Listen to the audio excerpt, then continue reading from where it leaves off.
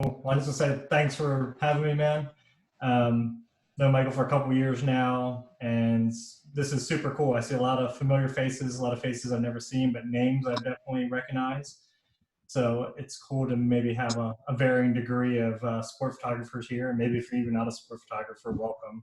Um, I know it's all kind of a shitty situation we're all in, so we're all just kind of doing our best. I mean, for myself, it's just trying to find stories and stay active, but it's a situation we're all in together. So there's no just starting out or seasoned veteran in this group. I mean, we're all in it together. So kind of have a little intro I want to do, and then I'll kind of like a little story after that, and then we can look at work, ask questions. I'm happy to answer anything you guys got. But whenever you're ready, Michael, just share your screen. I can.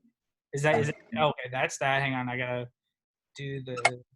Sorry, I just downloaded the computer update, so I have to give it permission. So, all right, let's hang on. All right, you see the screen there? Yep.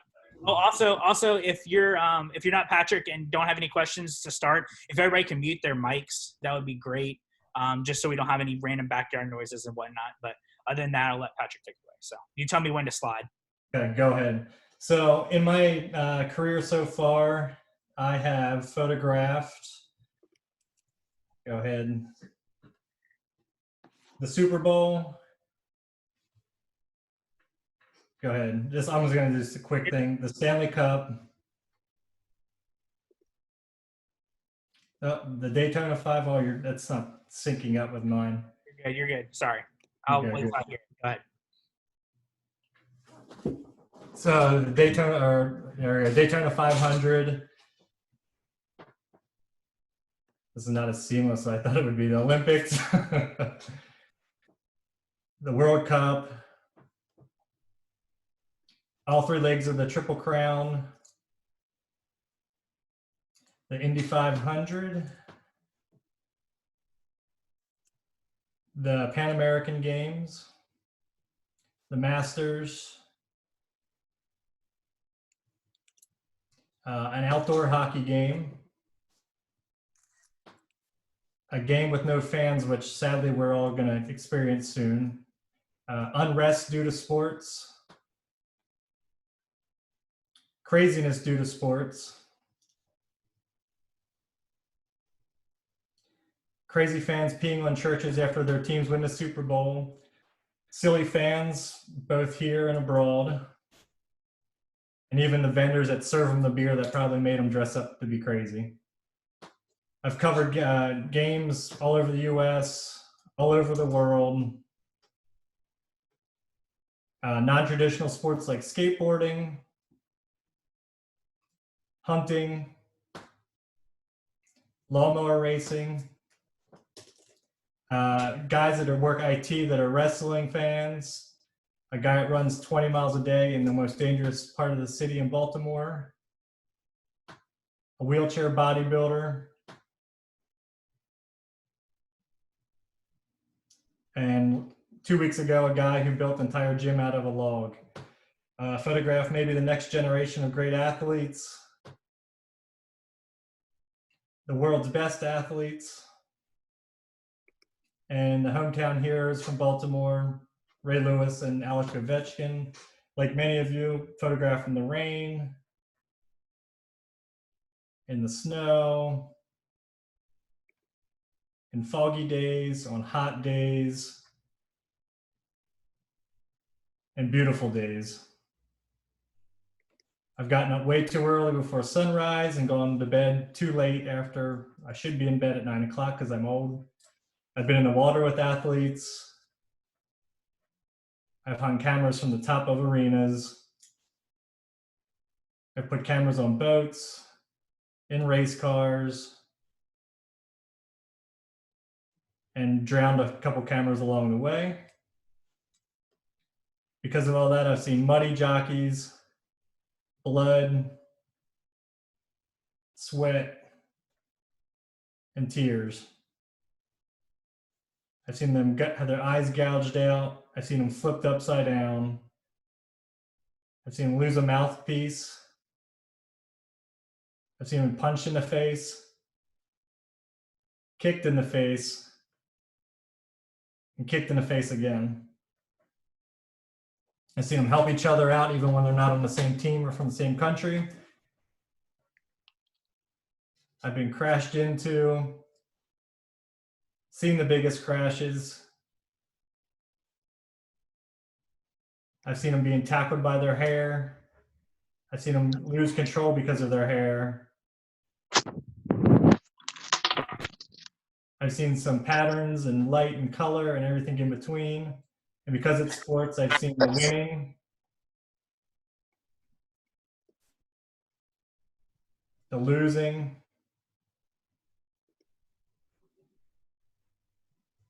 and even cross between humans and animals, and horse racing, mutton busting, football. And I've seen tons of religion and social issues due to sports. So to say I'm shocked by it all is just kind of an understatement.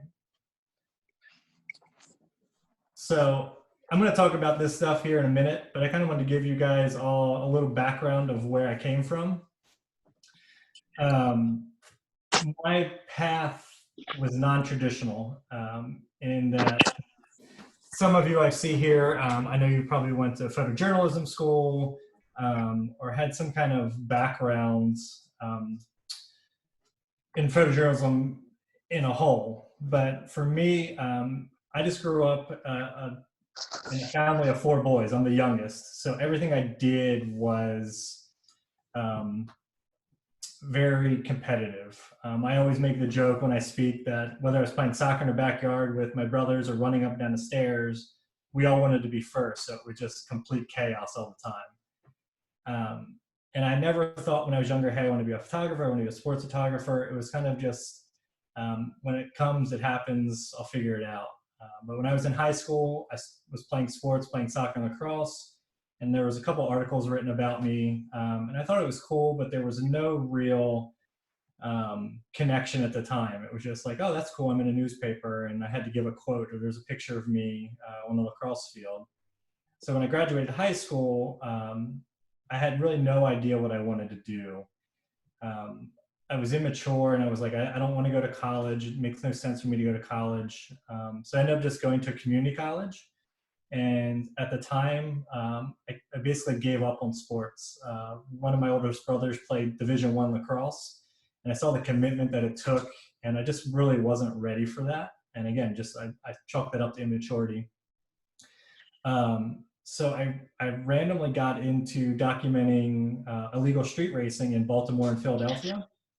And again, there was no real connection that I liked documenting what was happening in front of me. There was no thought process of, hey, I have no control, but I want others to see this. It was just, I liked the thrill of videotaping what was in front of me. And it was very much like the Fast and Furious. That was me. I had this little Honda CRX, it was all souped up, and I had like a different color hood and these rims on it. I thought it was really cool. But the thrill of it came from hanging a camera outside of the car when I was driving. The other cars driving by, and then jumping out of the car and running from police when they showed up to the scene where people were racing. It was just a thrill, and I loved just the storytelling of it. But again, when I was in college, the immaturity in me was like, you know, I'm not going to be a film director, and I gave up on that. And I went back to what I knew, which was sports. And I joined the community college's paper, which was called The Montage, and I started writing and taking pictures of any sports I could. I had no idea what the hell I was doing. I was literally sprinting up and down the sidelines, trying to get pictures. I had a Nikon D70, and I thought I was a big badass with it. Meanwhile, I started bumping into real photographers from newspapers, and I started becoming a little insecure. But I stuck with it, and it was something I really enjoyed. And I knew that once I got my AA degree from community college, I was going to go to university, and I ended up going to Towson University, which is still in the Baltimore area. And the first day, I went with my girlfriend to the campus newspaper, which was called the Tower Light, and met this guy there who was editor-in-chief. For anyone who watches CNN, his name is Brian Stelter. He's now an on-air personality. But he was like, yeah, you can join, do whatever you want. And that's where I really learned that building relationships and being around like-minded people helped me get ahead. Um, it was a small group of us working at the newspaper, but we all wanted to achieve the same thing. We all wanted to work at a newspaper at some point. So we dedicated everything we had, all our time and efforts to building that and to excelling in our craft, and whether that was photography or writing or reporting or design. And it was a risk because I ended up quitting just the day-to-day job I had to dedicate all my time to this. But this is where my path was a little bit different because I wasn't at a photojournalism program. I was comparing myself to a lot of names I was seeing out in the industry that were very similar to age and mine, whether they were local or just kind of friends like you all I've built over time. One of the names I was thinking of when I was kind of starting the story that a lot of you might know is Marcus Yam. And I remember Marcus, who's now at the Los Angeles Times doing just incredible storytelling. He was getting all these amazing internships and just kind of traveling everywhere. And they always say like comparison is a thief of joy. And I just remember like, look, he's doing what he's doing. I need to focus on my own path. And I ended up interning at the Baltimore Sun and doing a lot of freelance while I was in college for local newspapers, Associated Press, basically anyone that would call. It was a small magazine, small newspaper, it didn't matter. Getting out there and getting experience was kind of my goal. I wanted to have a camera in hand. Didn't matter what I was photographing. I just wanted to get somewhere eventually. And that led me to applying for a lot of internships that I never got. Some internships were canceled when I did get them. And ultimately, like I said, the Baltimore Sun was pretty much the only internship I ever did. And I freelanced a little bit after college. And then I realized, you know, I'm not going to get ahead until I'm able to start somewhere small. So I applied to Lord only knows how many newspapers around the country, and I heard back from one, and that was the Provo Daily Herald in Utah. A lot of amazing photographers have gone through there to start their careers. There's still a few that are there now that I catch up in their work, and I'm just blown away about taking such a small size paper in a small town community and making just powerful images. And taking that risk to have that experience in Utah led me to something that you guys might have if you're still in college or maybe the areas you live in. Something I never really had, but was a strong photo community. When I was there, I had a really strong editor whose husband worked at the Salt Lake Tribune, who was just an incredible photographer himself. So we were very close in that sense.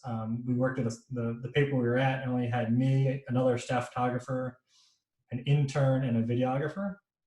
And much like other places and people I've seen, we've had a lot of powerful photographers go through there. And the day-to-day wasn't always exciting. It was a small community paper. You're shooting kids, puppies, and ponies, and all the stuff that the community kind of thrives on and makes people smile.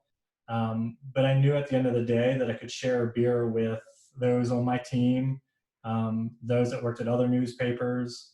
And I always loved Friday nights because it meant Friday night football. The West Coast light is just always amazing. The weather was great. And you're sitting there bullshitting with a couple buddies. And again, they're at other newspapers. We're competing, but we're having a good time. And that's what it's all about. You know what I mean? It wasn't about, hey, yeah, well, I mean, it was in a sense, I want to beat you. I worked a smaller paper. I want to get a better picture than you. But you know, at the end of the night, it's like, hey, we're going to go have a beer. We're going to go get dinner. We're going to play pool. We're going to hang out in your garage. And we're just going to bullshit and have a good time. And that's what really struck me when I really was like, you know what, this is what I want to do for the rest of my life. It was being around those people and knowing that they wanted it too. A photographer still lives out there, Trent Nelson, built this amazing ecosystem for photographers. We had a blog where people could post their work, and we could hang out and look at each other's work and critique it and give advice and do all kinds of things that brought us closer together. And when I look back, going out there, driving out there with no place to live, taking this job, and I just remember it was a risk. It was a challenge to know that, you know what, this isn't like home. This isn't something I'm comfortable with. But it wasn't until I got there and had the experiences that I built those relationships with people that were meaningful and lasting. Um, Sadly, my time was cut short when I was there. I had applied to an opening. The Salt Lake Tribune was there, and I was a finalist and didn't get it. I remember just being devastated. But at the time, I thought everything happens for a reason. And then shortly after that, I hurt my back playing indoor soccer with a group of friends that I built away from the photo community. And long story short, lost my job and had to have major back surgery in 2010. So literally the EMTs had to kick my door down to get me to the hospital. My wife, now then girlfriend, flew out.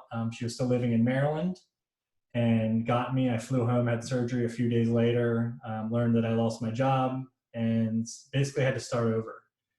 And that's a challenging thing for a 20-something kid to endure.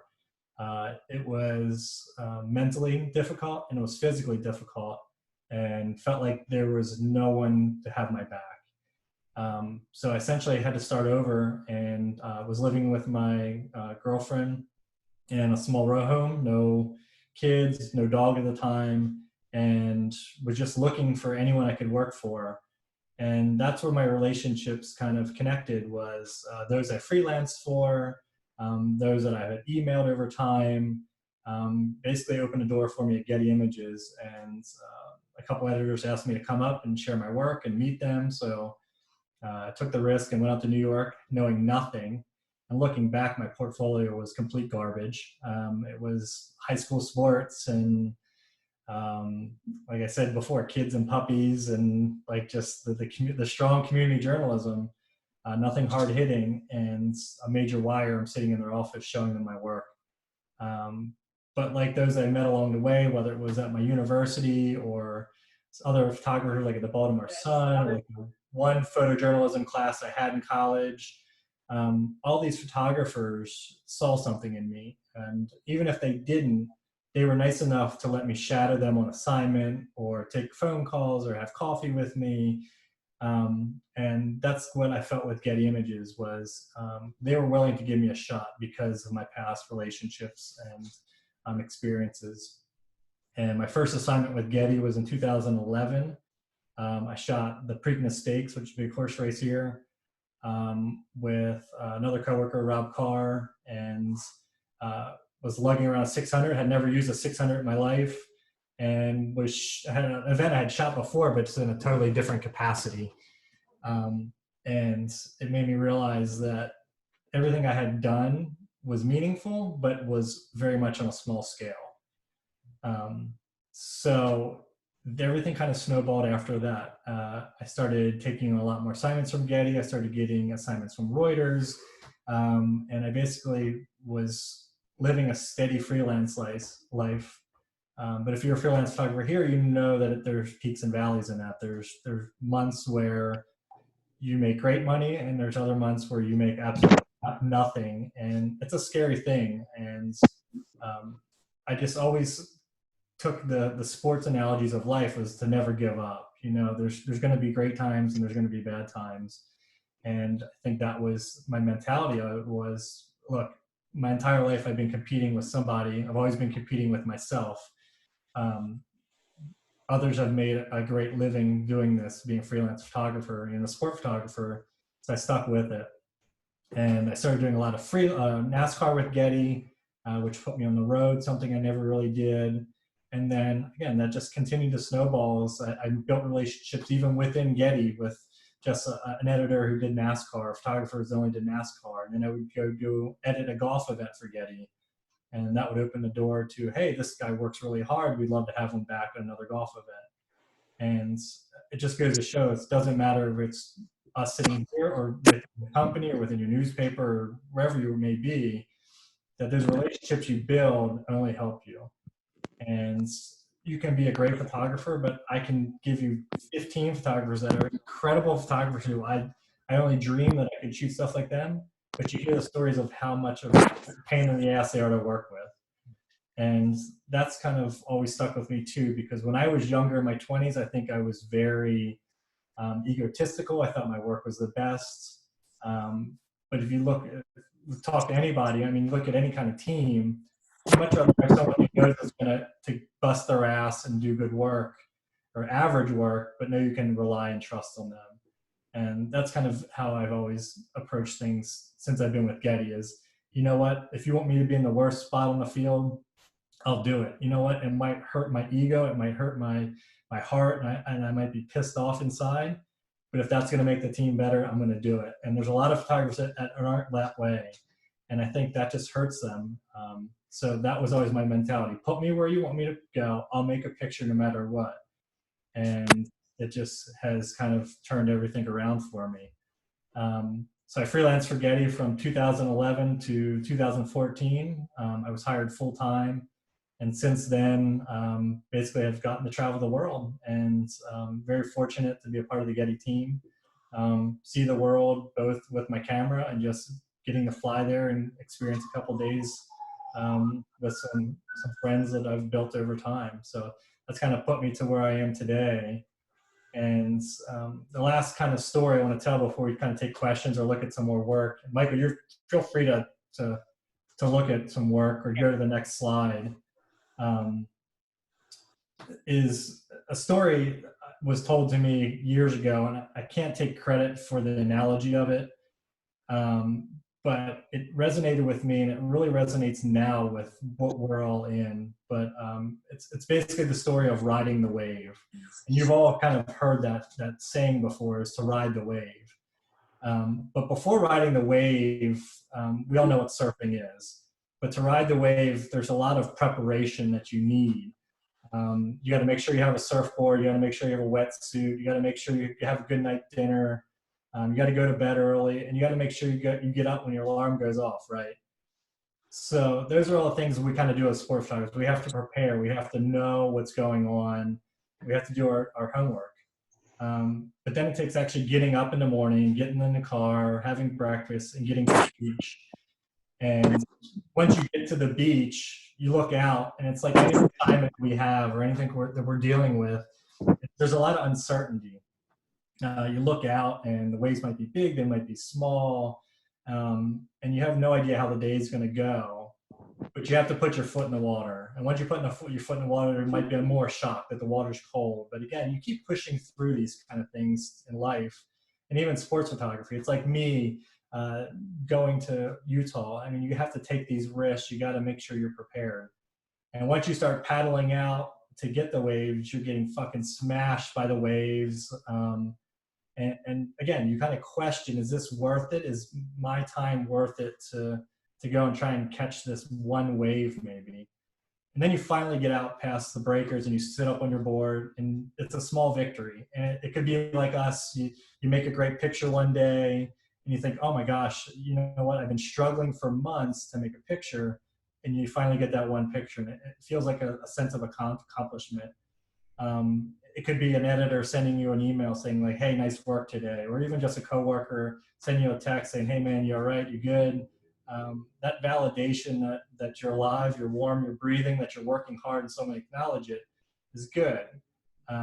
But that's kind of not what we're striving for. We're striving for that great picture or a new job or a big assignment. So you start paddling to try and catch the wave. And again, it's a challenge. You know what I mean? Nothing comes easy. And I'm sure plenty of you know a lot of people that have gotten a great job out of college or have great jobs now, and you think, well, why not me? And my thought process, it's hard work. And, you know, look, some people are lucky, some people aren't, but you can never give up. So you keep paddling, and you finally catch the wave, and that's the analogy we all love. Once you catch the wave, you ride it. and the wave's perfect. I mean, you look out, there's a rainbow, you can see the beach, your friends are cheering from the beach. And again, this metaphorical wave could be winning an award. It could be, again, making the greatest picture at the sporting event, or having a picture go viral, or whatever it is, you know what I mean? Getting the job you've always wanted, or getting promoted. Like, you have to ride that wave. And I'm just as guilty as some others that I've never always enjoyed the wave. Sometimes it just feels like, oh, it's just another wave. It's just another game. It's just another picture. Um, and it's a hard concept to kind of grasp. But eventually, that wave ends, and that wave could be one game, it could be a week, it could be a month, it could be a year. And I've had all of those. I mean, I've had times where the wave feels like it was a blip. I've had a time where the wave feels like a week, a month. And then there's other times where I can't even catch the fucking wave and it sucks. But that's when you get back to the beach. After all that effort, after all that homework and getting out and getting beat up and catching the wave, you're back on the beach. And my mentality has always been, I want to catch another wave. I'm not going to sit here and just live off a legacy of one picture or one award or one job or one assignment. I want to get back out there and kick ass. And I want people to see me ride the wave. And I want to feel that emotion of riding a wave again. So I think that you guys have to remember that catching the wave isn't always easy. But when you do, you have to enjoy it. And look, we're in a period where I don't think any of us are really catching a wave. It's a tough time. But you're going to catch little barrels here and there. You're going to make a great picture. And maybe by the end of this, you're going to have a nice collection of work that says something about the time. And you'll be able to look back and remember that wasn't that bad. But I just want to leave you guys with that kind of stuff. There's kind of analogies, the risk relationships and experience, something that helped me get ahead, helped me get to where I am today. And just remember that everyone kind of goes through ups and downs, and it takes a lot of hard work and not giving up to kind of excel. Because look, this business is subjective. You can, I think, a great picture you're seeing on the screen now, one of you might be like, that's awful, and the other person might be like, that's the greatest picture ever. So only you can decide really what is the greatest wave you ever caught or going to catch. But I think that's kind of all I have about my backgrounds. I'm happy to answer any questions you guys have, talk about any pictures, any stories that you saw, basically anything you have. Let's see what we got here in the chat. From Sarah, how do you decide where to crop on those tightly shot face photos? It's one of our editors always said you have to see the picture within the picture. A good editor can take a loose photo and know what's important in that. The tight shots that you guys are seeing a lot on here is just something that I always struck a chord with me. I always thought that these athletes are powerful people, and we're always kind of limited to our access so we can get to them. So anytime I can get close, whether that's with a long lens or with my feet, I really want to show a close-up, because a lot of people who are into sports don't get to see that. So it all depends on the lens I have for the day. I watch a lot of movies. One of my editors always gives me shit that I crop through foreheads. But if you watch a lot of good movies and film, they're doing that. They're doing that kind of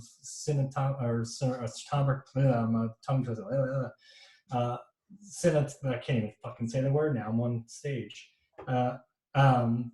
This is the view of it. I mean, just is striking with me, I should say. So the most recent picture that you guys might have saw was from the NFL Hall of Fame, player with mud on his face. That was actually shot with a 400. He was kind of in the middle of the bench area, and the photo was a little, not too much looser than it was. You could definitely see the top of his head, but it's kind of like a feel. And again, just looking at movies, looking at other visuals, It's always just striking to me. And again, it's a part of style. I think you have to have good taste in photography. You have to look at other photographers' work you really like. And that's not to say that you're stealing their style, but you take little dips and pieces of what you like and make it your own. But if you have shitty taste, like you're going to eat at McDonald's all the time. But if you have good taste, you're going to go eat at a good restaurant. So um, it's just kind of things I've adapted over time to make it my own. It's great. Long-winded answer, I know. I got a good one. So I mean, this is a throwback, but you know, you were talking more about your style and how you develop that. And I think that, you know, from the outset, from, you know, some of us, I think, you know, NASCAR is where you really cut your teeth and began your style and kind of came who you are. I mean, short of the stuff in the beginning, but that was like where you kind of developed that, you know, I think when we see your pictures now, we say, hey, that's a Patrick Smith photo. And like, you can tell. And how did you develop that style over time? And, you know, it's something I remember back is a photo a day and having that blog and how comments on that and kind of talk about how all that developed your like specific style and who you were. Yeah, it's tough to kind of say where my style came from. I get just touched on. I mean, there's a lot of photographers that I love their work, and they're not even just sport photographers. They could be, I mean, I'm really into like water photos now and like wave photos, and like I don't know why, but it's like I'm just hooked on it. So you catch like little pieces along the way that like, hey, I really like this photo, and you kind of reverse engineer it. There's always that website. I don't even think it's around anymore. It's like the Image Deconstructed. I used to love that website because it'd be one photo and they would show like the sequence that they shot and what they was going through their head. And I always liked that. I love like the brain spilling out of a photographer's ears on what went into that, because a lot of people don't see that and what goes through their head to get one photo, what you're looking at, what you're looking for. So I can't really say exactly where my style came from. I did know that when I started with NASCAR, there were some photographers within that I really liked just their action photos, but you were on a photo previously of this like couple athletes praying. And I think that's what I always really want. And I think that's my goal in life, is to shoot every sporting event with a wide angle lens and have all the access in the world, because we're not always given that.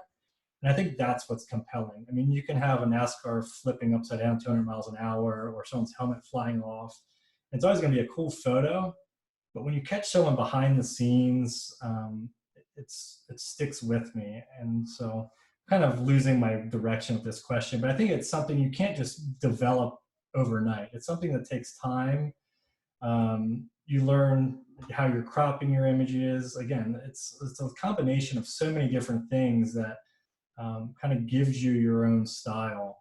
And it's funny that a lot of these pictures are black and white. And one of my news editors at Getty was like, I don't know why the fuck you always do black and white. You're a great color photographer. And I was like, huh. So I can't tell you the last time I've converted a picture to black and white since he said that. But I mean, this is kind of fundamentals of photography, of seeing color, light, composition, all that. But I think it just takes time. It takes time to realize where you put yourself in the field and what lens to use. And I think a lot of times, because of my position at Getty, I was always the low man on totem pole. And even today, I still I'm not in the high ranks of Getty. And I'm put somewhere, and I said, you know what, I'm going to do with what I got. And if that means taking a risk, it means taking a risk. But this is kind of a way of trying to be noticed within your own team. Let's see what we got here in the questions. Oh, I just popped it up too. I just saw it. Yeah, if you want to read off, go ahead.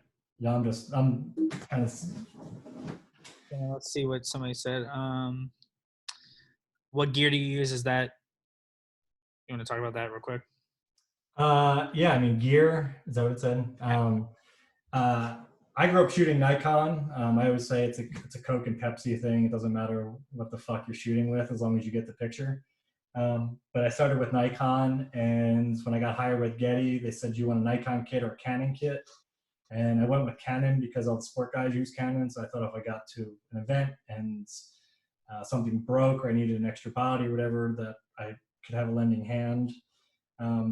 it was a tough change, but I mean, I love it now. I love Canon. They've done some great things for all of us at Getty and me personally along the way.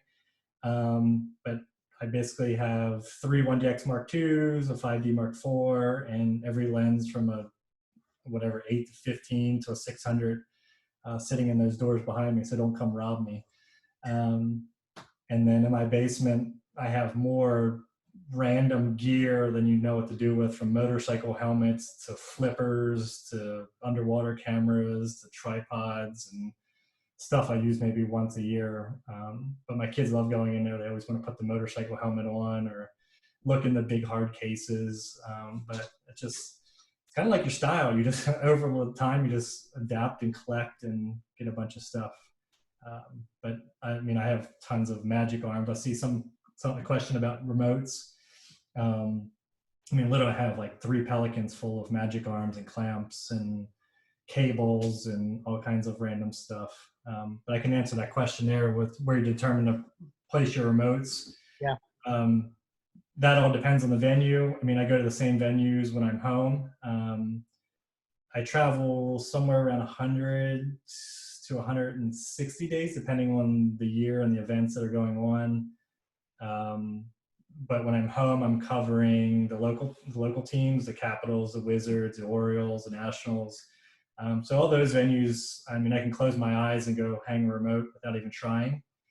And then other venues that I go to that might be the World Cup or Stanley Cup Finals or whatever it is, it might be a new venue and you have to try and figure out where you're going to put it.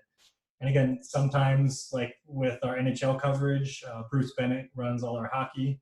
He'll give us a diagram. He said, Smith, you're putting a remote here with this lens at this set with all these settings, this exposure, and you just do what you're told. And then there's other events where you go, you know what, I'm going to put a wide angle up here today, or I'm going to put a 300 here today. And you just kind of, again, take risk and hope that something comes out.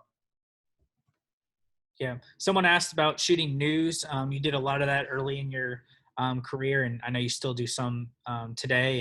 And how has that like bled into what you learned about sports, and how that not, I guess not that style, because I don't want to stay on style, but how the shooting news really helped you grow and eventually led to more of the sports? You know, my heart is near and dear with news and features. And I mean, if you ask me what would bring me more joy, news or sport, I'm a bit jaded with sport at this point, but I still love it. I love the unknown of going to the same venue and literally anything could happen. But news and features, there's much more of that. There's much more unknown. And I love that thrill. I love that beating of my heart knowing I really have no fucking concept of what's going to happen, because in sports, it's all going to stay in between the lines. And with news and features, you get to search a little bit more. You get to find a picture. Shout out to Tom Brenner. I see him on here. That guy can fucking find a picture anywhere. And he's one of my favorite in DC right now. I mean, the guy is incredible. And I think that's what's awesome about it. I mean, you can go put yourself in the middle of a field and be like, I can't find anything, but you have to work hard. And that's what I love about news and features. You really have to bust your ass to find a photo, and you're on a ticking time bomb clock. You know what I mean? The editors are looking for pictures. You're looking for pictures. You got to be somewhere else. You're working with light. And that just comes from being a challenging background. I love that. And I think that definitely helped me with sport, you know what I mean? Because a lot of sports photographers are going to show up with a 400 and sit their ass on the sideline and be happy with it, where I'm going to sneak around in the tunnels. I'm going to get yelled at. I'm going to break the rules a little bit because of my background. And you know what? I want to find that picture. So I think having that newspaper background definitely helped me to kind of have the vision I have today. And that's not to say I don't shoot news and features still. On my website, there's a few stories on there that I've done within the past couple of years that just brought me a lot of joy. I mean, just great storytelling, and you show up and you have to build a relationship with somebody. And that goes with going back to the news thing. Sometimes building a relationship is nonverbal. It's just looking someone in the eye. It's a nod of the head, knowing that they see you. So building a relationship one-on-one with somebody in a sports story is kind of my bread and butter. I think I really love that. Yeah. All right, we got some great questions. Keep them coming, guys. Yeah.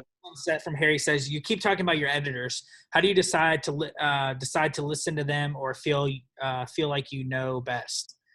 So maybe talk about your relationship with editors over the years, and yeah. Yeah, I think within Getty, we're all on the same page.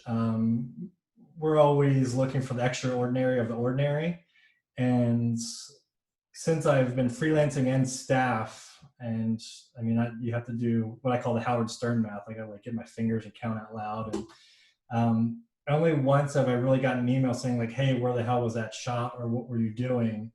I think there's just kind of a common thought process with us at Getty of like, "Hey, Smith is going to do this, and he might give us a little bit more artsy stuff."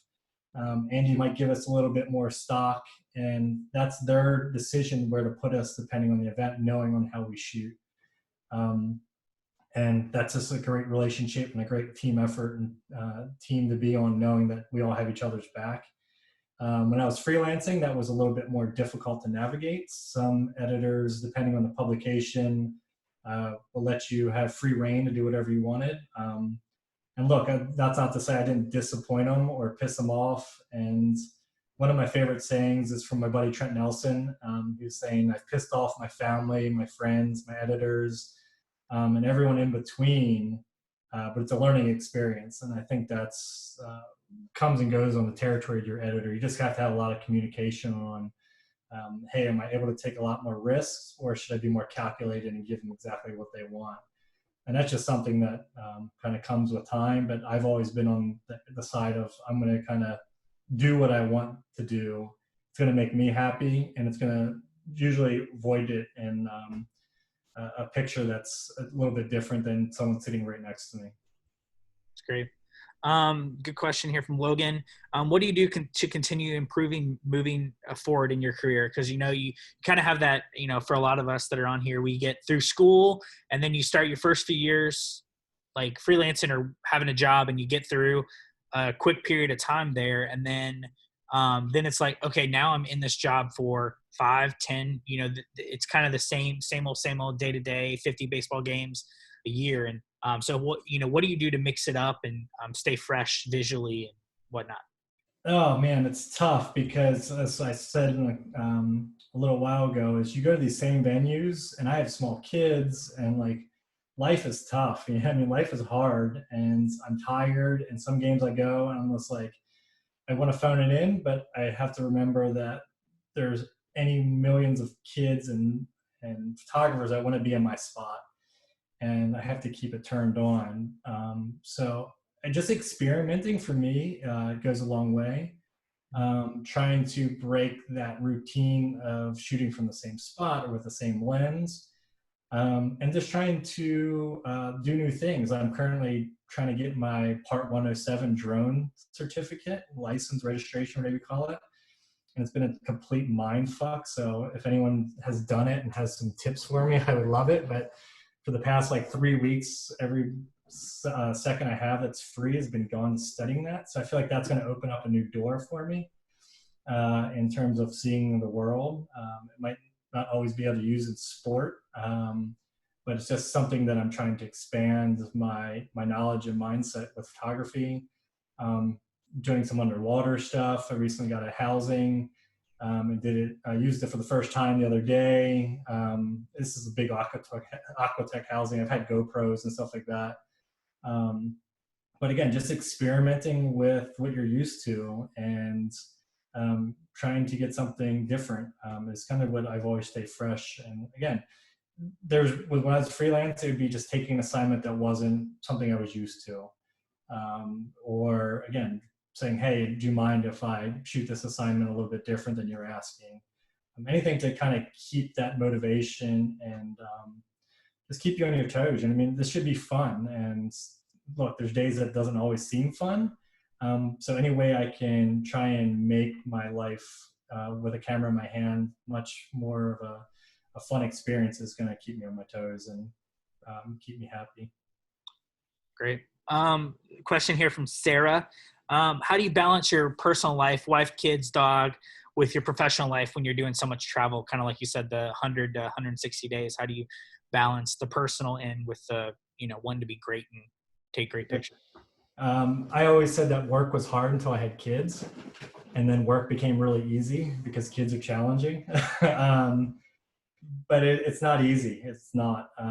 My wife has been with me. We're high school sweethearts, so she's seen how I've gotten to this career and the ways it has peaked and valleyed and the time commitment. And look, I'm a type A OCD kind of guy. I work really hard and I put work first all the time. But the minute I come home, I make sure that I give my kids their attention, my wife their attention. I try and FaceTime them when I'm away. And that's just something that it changes depending on the event. We're looking at World Cup stuff right now. I was in Russia for 40 days. And that's a challenge for my kids who are 5 and 3 who miss daddy and want to see him and don't really understand the world yet.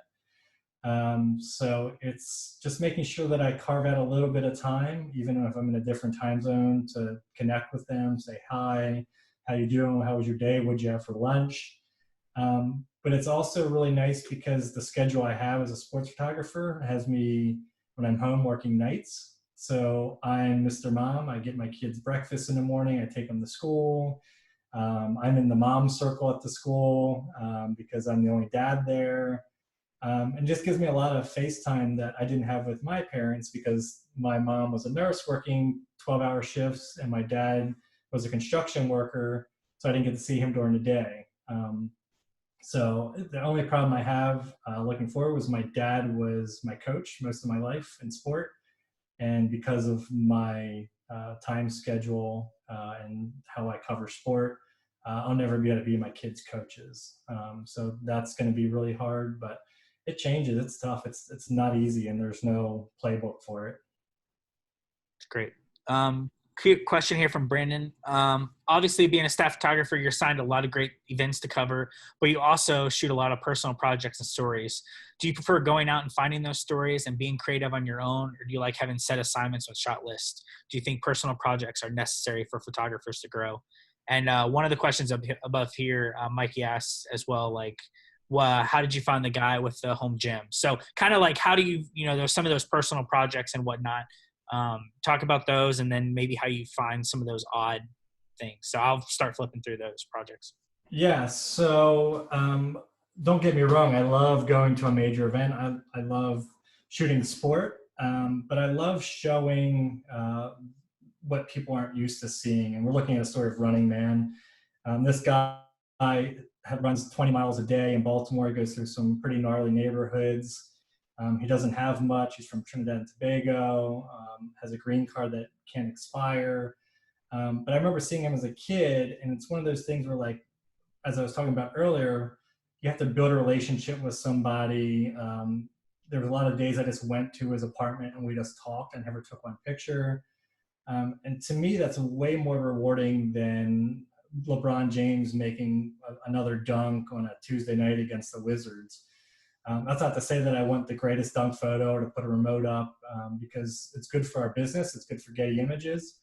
But sometimes photo stories like this are good for your soul. They break you from a mold that you're used to shooting in. They challenge you both mentally and physically. And it's a lot of time and effort that you put into it that you hope that someone sees this and it inspires them in some way or another. And that's not just sport photographers, it's just a viewer in general. So I think any kind of story you do like this is only going to have positive ramifications on your career. You know what I mean? If you go to an editor and they say, well, we see you can shoot sport, but can you tell a story? And that's what we're all trying to do. You know, I mean, we're trying to tell a story of a night. We're trying to tell a story of a basketball game, a baseball game. We need to tell a story editorially. With Getty, we have a lot of commercial obligations. So we're shooting stock and requests that we get from some of our clients. But this kind of stuff is good for branding too, for Getty, to open up doors, to show what skill set we have and what we can do. In terms of going to find these stories, I have a list on my phone. I should be still here. I had an issue where I was hacked the other day, so all my notes went away. But I literally have a story list, like it just like keeps going and going of just like anything that interests me along the way. It could just be scrolling Twitter. It could be a conversation I have with one of the moms in the mom circle at school. It could be a conversation with my FedEx guy. It could be a conversation with anybody. I go, wow, that would be a really cool story. This story of Johnny Quinn, wheelchair bodybuilder, actually came from seeing a lot of friends who from Ohio shooting the Arnold Classic.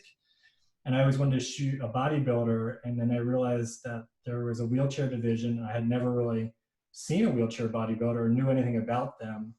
And looked for the closest wheelchair bodybuilder to me. Johnny lives outside of Philadelphia, about 45 minutes an hour each way from me. And once I built the trust with him, that he's opened the door to tell me the story, he realized what I was trying to do and let me tag along. And we became pretty good friends over time. I traveled to Dallas with him for the show that you're seeing here. But it's, again, just finding what interests you, because that's going to help you be immersed in the story.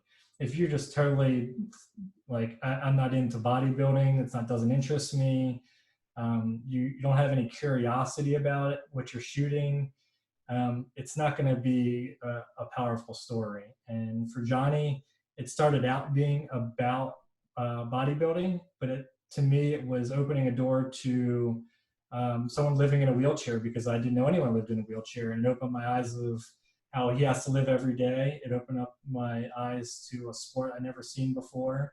And it educated me. So if something can educate me, I can help tell a story, and it interests me along the way. I think that's what helps tell the stories that I'm looking for. And look, these are really difficult to tell for me because I get a schedule saying that I'm shooting these events. So I have to try and plan out when I can do them. Again, I have a family. And sometimes I feel guilty leaving the house because, like, I went to a basketball game Monday, Tuesday, and Wednesday, and then I want to go hang out with someone else to tell a story on Saturday and Sunday. It's a lot of time away from family, but you just have to be dedicated to it. Great. Let's see. What we got. How do you decide when to take a risk on a photo? Slow shutter, panning, unique angle. Do you feel like you're missing out on other images when taking those risks?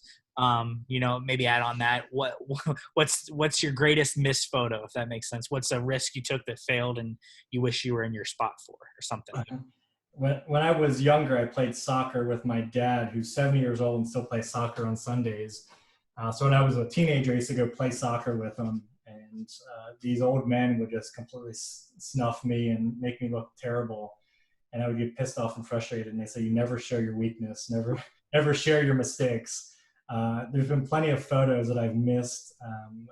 And I can even think of this year that I've completely fucked up or missed because I was taking a risk. But that's what makes a risk. You're going to miss stuff. You're going to try and do something different and totally screw it up. There's events with us within Getty that we have teammates, like a Super Bowl or something like that. I'm not going to shoot as many pans and all that, but I know if I am going to take a risk that I'm being backed up by somebody in my corner. There's just day to day where you're shooting an Orioles game and you've been there since the first week of April and you're on like game 18 and you're just looking for a different way to shoot the game. You're going to take a little bit more chances knowing that there's not a lot of issues if you miss a home run or whatever. You know what I mean? You obviously have to look at the game notes and know if someone's going to hit their 500 home run or something like that. You're not going to try something different on that play. But it's just an innate thing I've built over time that, like, it's either boredom or I'm looking to inspire myself, or I'm trying to just try something different. Again, keep me sharp. Hey, how slow can I make this shutter today? You know what I mean? I'm going to go down to an eighth of a second or a half of a second when I can to see if I can make it. It's challenging yourself. So it's just something that you have to, in your mind, say, you know what, I'm going for it, and not look back. And it's totally burned me plenty of times, but on the other end, it's worked out enough where it keeps me doing it to try and get a nice photo. That's great. Young asked, when you're kind of in a rut and that creative you just can't make a picture, or you miss everything, or slow to do, what do you do to get out of that? And what are some creative, things maybe outside of photo that you do to kind of clear your mind and kind of get you back in it? Yeah, it's tough. I'm a very heady person. I get in my head a lot, and I can beat myself up a lot. I'm my own worst critic. I feel like if anyone's going to tear me apart, it's going to be myself. And it's a challenge. I mean, there's times where it feels like it's never ending, and it's really tough on the local side of things where you're going to the same venue. Winter's tough. You're indoors. The light's not changing. It's really difficult to kind of get out of that. I think he touched on it. Is you have to try and think of non-photo stuff. I'm lucky to have my kids. They inspire me. They'll say something silly. They'll do something really smart. Um, I'm not much of a hobby guy. I don't have many like hobbies. I don't like skateboard or paint, or I'm not into cars like I was in college. So if I had more hobbies, it might help me out a bit more in getting out of my head. But I think with anything, it's time. Sometimes it's bad luck. Look, sports photography is a lot about luck sometimes, where the play happens, where you put yourself or where you're placed. Um, but I think it's just sticking with it and not giving up, because we've all been there, no matter what it is. And I have a good success rate in making a picture after having a long rut. And I always try and think of that. I'm 100, or I should say 10 out of 10, 100% on always making a picture after being in a rut. And it feels really good when you do. And sometimes, like I was talking about with riding the wave and trying to get past the breakers, sometimes it's just a little picture. It could just be a little moment in a game that completely changes a down period in shooting pictures, that totally flips you on the opposite side. A buddy of mine, Nick Wass, is on here, and sometimes you're just having a rough go at it. And this year in general, like we're literally sitting next to each other shooting hockey or basketball, and you look at each other's pictures and you're like, how come he got that fight picture? Because he was elevated in the guy's shirt, so he's like peeking out of it, or the player's walking off the court and rips his jersey, and you start comparing yourself to someone else. You're like, man, like I should have been near him or done this. But then something happens where players flipped upside down near you, and you go, "Ha, I got you back." And whether he knows that or not, like that's what's going through my mind, is I finally got something that I can compete with. But it's up and downs, and you just got to stick with it. Don't give up. Great. Any questions from the group? Feel free to ask out loud, and we can look at a specific gallery if y'all want, or any general questions before. All right, there's one. I'm still looking through the questions too. I see them. Someone asked, how important is writing to be able to have? I think someone's asking like, how important is writing in this field? A lot of my captions are pretty standard. I say less is more, but I love that my newspaper background has me finding stories. Someone asked earlier about the guy with the gym made out of trees. I randomly saw that on Twitter, but that story reminds me of the skills I had when I was at a newspaper. It's approaching people, it's sending email, it's calling them on the phone, it's telling them your intentions of wanting to tell their story fairly. And sometimes with a story like that, you have to be able to write. You have to be able to count how many machines he's got there, ask him the questions that are important when you're with them, and write down a quote or just gather information. So I think news gathering is more important than actual writing. I have written a couple stories. The wheelchair bodybuilder with Johnny. I actually wrote the story that accompanied it in New York Times. So knowing how to quote somebody, know how to gather the facts, and all that is important. Someone asked, what's your favorite event to shoot? Again, going to stories. I mean, if I can show up to an event with a wide angle lens and only do that, that would be a dream job. But I love telling stories, sports stories. I kind of cornered myself into being a sport photographer these days. So telling those kind of unique sports stories is interesting to me. Let's see.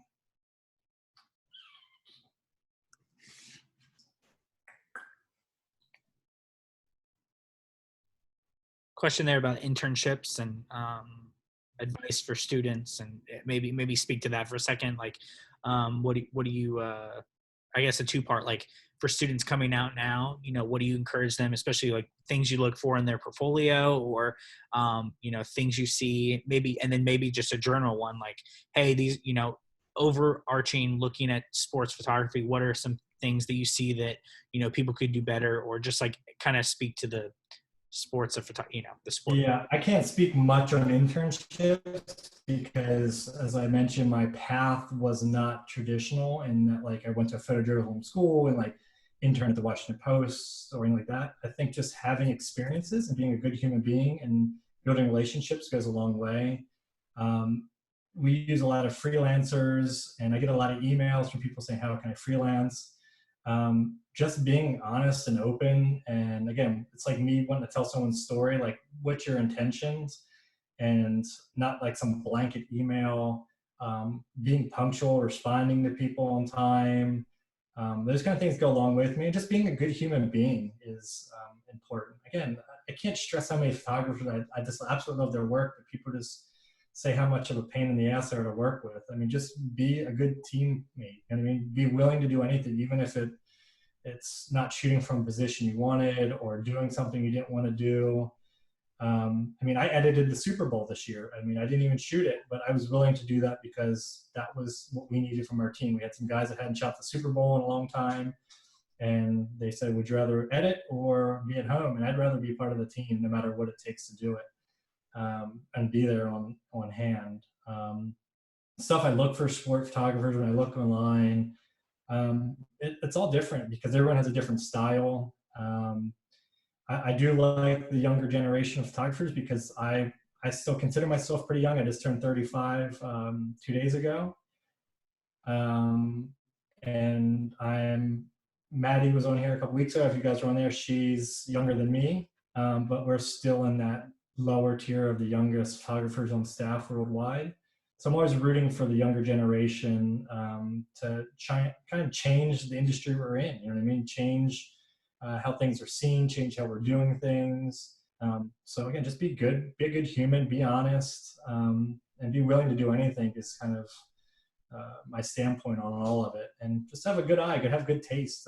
Look at photographers that you like and know why you like their work, and kind of just study the craft. Never give up on studying it. Question: how did you stay organized and backed up when you might do events back to back, such as 40 days in Russia or NFL? And maybe talk about your, how you store stuff and keep an archive, or do you? Or Yeah, so my archive system is unique to myself, and it's something I adopted when I was an intern at the Baltimore Sun. I can't, well, I'm not on my work computer, but I basically have a folder that says assignments. And when I was freelance, it would go by whoever I shot it for. So it could be New York Times, AP, Getty. And then inside that is a dated folder. So whatever today is, so May 1st, 2020. And then inside that, I have a folder description of what the assignment was, maybe an ID number of what it was for the client, with all my raw pictures or just JPEGs. And then I have an edited folder of what I sent to the client. And that's how I've always backed up everything on my own. And literally I mean, I can go back to what I have of like 2006. I got burned with a bunch of hard drives years ago before I had kids, and like basically like melted down crying in my office because I wasn't backing up to multiple places. But now I keep my assignments on my computer for about a month, and then I will put them all onto just a desktop Western Digital, like 10 terabyte drive. And then I also back them up to a Drobo, which I don't love, but it has kind of everything in one spot. And then I put all my selects up onto a photo shelter. And then everything I shoot lives on Getty as well. So all my raws and originals are backed up in two spaces, and all my sent stuff lives on Getty and Photo Shelter. And recently, I think whenever WordPress changed needing raw files or the originals, at the end of the year, I'll do a really loose portfolio. So like 50 pictures, and then I obviously whittle that down, but I'll pull all those originals and all those sequences and back those up as well, because again, those are going to be my most important images that I know that if I want to retone it or whatever, a client requests something that they need just the raw file to work with, I quickly have access to them. And then everything else that I rarely ever go back and look at lives on the hard drives. Great. All right, we'll do a few more and then we'll wrap it up. Caitlin asked, how did you find Phoebe Bacon and her brother in the recent picture? And I'll pull it up, I guess. So I subscribe to Washington Post, New York Times, and all that. So I'm constantly reading stories on what's going on. And with the pandemic, obviously sport has stopped for us at Getty as well. And I've been doing my best to just kind of comb the internet for athletes training or anything related to sport, like the gym guy with the trees. So Phoebe Bacon was actually in a story of the Washington Post about how she's training in this tiny 15-meter pool. So an Olympic pool is 50 meters, and like your typical gym pool is a 25-meter. So 15 meters is really, really small for her. So I saw her, I read the story about her. I found her social media pages and basically said, hey, I saw you in this Washington Post article. I would love to photograph you for Getty. We actually have a relationship with Team USA Swimming, and she is actually 17 years old. So her mom reached out to me and said, this sounds great, but we have to go through proper channels to make sure that it's okay because of the pandemic. So they went through Team USA Swimming and the team she swims for and her coach, and they basically said, yep, come on down. And once they approved it, I just asked her what days she was training. She basically trains 5 days a week. But they said that what was it? I don't even know what today is. Today's Friday. Did I shoot this week? I don't remember. I think I did. They said to come down Tuesday or Thursday. Tuesday worked best for my schedule. I said, what time are you training? They said to be there at 8:30. I was there at 8:30, met them, talked to them. She was in the pool at 9, and they just did their thing. They trained for an hour and a half, 2 hours, and it was pretty mundane. I thought it'd be really cool, but there's not. You can see in the picture in the bottom left, there's really not much to work with. But I had just got a new Aquatech housing, so I decided to play with that. And I've got a lot of shit about the rubber ducky, but that randomly came out of, I don't know where. I think it came out of like one of the cleaning sides. And I think I shot like 1,500 or more pictures with the underwater camera blindly, hoping something would come out. I got a few out of it that I love, but having never used that housing before, a lot were really out of focus, but they ended up working. So again, just emailing them, seeing if they're willing to have us. And again, this time it's really difficult for someone to say yes, come photograph me because of what's going on. Great. All right, we'll do a last question here. Let you go. Somebody asked I'm happy to stay. I got nowhere else to be. I don't think any of us do, but Jill asked, hey, for assignments, do you edit your own pictures? So maybe speak to large event or major events. I know you've done World Cups and Super Bowls and Olympics, and kind of speak to, how that whole system works with editors and whatnot. So yeah, so we'll compare just using like the assignment I shot with Phoebe or just like a day-to-day baseball game. I'm completely on my own with those. It's shooting the game, it's tagging in camera. I listen to Maddie's. We use a system called Focus to edit through our photos and caption and all that. I used to hate it, but it's much better than Photo Mechanic. Not to say that Photo Mechanic sucks, because I still use it for like my kids' photos and stuff. But we're using that and completely on my own. I dictate what I send, how much I send, all that I send direct to the site. So what you see on the site is what I sent. There's no editor catching it. And if I fuck up in a caption or I crop and like there's a white space, like I have to send a note to the desk saying like, hey, can you fix this or crop into it or whatever. Major events, track and field, stuff, the World Cups, the Super Bowls, all that stuff. We are hard lined into a camera, literally have an Ethernet cable going into the camera. And depending on the event or what is happening, you're either sending completely everything you send through that line, or you're sending just your select images. And then an editor is catching that. And there's a chain of events with that. Someone could just say, all right, we're going to edit these, and it goes down to me or to an editor, and then they have to crop in Photoshop. And then the next editor in the chain will caption it, and then the next editor sends it. So it's either completely on my own or with a massive team of editors. And I guess there is in between, because if you do golf, the golf assignment, there's just one editor. You'll have a card runner that runs your cards in, or you'll run your cards in yourself, and they're coming through everything. But I'm a heavy tagger in camera, so I pretty much give them what I think they should look at. And good editors will look that stuff first, but they're also able to find the diamonds in the rough as well. Great. Well, awesome. Well, thank you so much for your time. Really appreciate you hopping on here. I'm sure Patrick has always been gracious to answer questions, and you can always email him and reach out to him. I'm sure he would love to take the time to do that. If you have any additional questions, just want to say thanks to him. And we recorded this, so we'll throw it up on YouTube as well. So if you know anyone that could benefit from seeing this and could learn from that, feel free to send it along to them. We will do this again Monday. Adam Glansman is coming on to share some of his work from Boston, and so he'll be sharing then. And if you're interested, shoot me a message, and I can send the Slack link around if anybody would like to join that to stay up to date on stuff and kind of have a sports community per se. But otherwise, thank you so much, Patrick. You're great. Yep. And like you said, if anyone wants to email me, call me, text me, and if you know anyone that needs help or advice or whatever it is, I'm happy to help. I wouldn't be here without others doing that for me.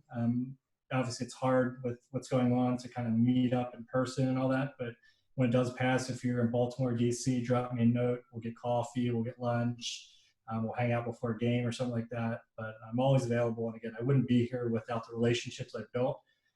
So again, I see familiar faces, some faces I don't know, but names I definitely recognize. So certainly send me a note if you want me to check out your portfolio, just have any life advice. I always joke, I'll answer anything you have, whether it's how do I discipline my kids to where should I take my boyfriend or girlfriend to dinner tonight, or how do I get ahead in this industry. I'll help my best to answer it because many people did it for me. And so you can find my email at patricksmithphotos.com. And drop me a note there is probably the best way to start. Awesome. Well, thank you so much, everyone. Have a great day. And we'll be back Monday with Mr. Glansman. So awesome. Thanks, guys. Take care.